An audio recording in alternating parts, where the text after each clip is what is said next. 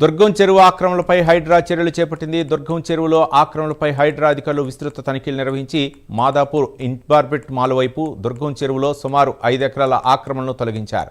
కోట్ల రూపాయల విలువైన స్థలం ఆక్రమించి వ్యాపారాలు పెట్టుకుని రోజుకు లక్షల్లో వసూలు చేస్తున్నారు. చెరువును మట్టితో నింపి వాహనాల పార్కింగ్ స్థలం ఏర్పాటు చేసి నెలకు సుమారు 50 లక్షల రూపాయల వరకు అద్దెలు వసూలు చేస్తున్నట్లు తేలింది. దీంతో వాహనాలను ఖాళీ చేయించి ఆక్రమిత ప్రాంతంలో ఫెన్సింగ్ ఏర్పాటు చేశారు హైడ్రా అధికారులు.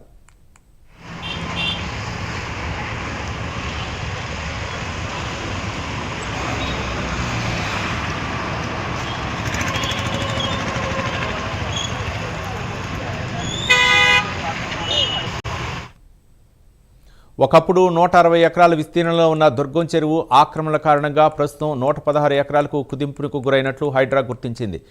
ఎన్ఆర్ఎస్సి శాటిలైట్ చిత్రాల ద్వారా ఆక్రమణను గుర్తించారు. చెరువు ఎఫ్టీఎల్ పరిధిలో మట్టి నింపి భూమి కబ్జా చేసినట్లు తేల్చారు. కొండలో తవ్విన మట్టిని చెరువులో డంపింగ్ చేసి స్కూల్ బస్సులు, ఐటీ కంపెనీల వాహనాలకు అక్రమ పార్కింగ్ నిర్వహిస్తున్నారు.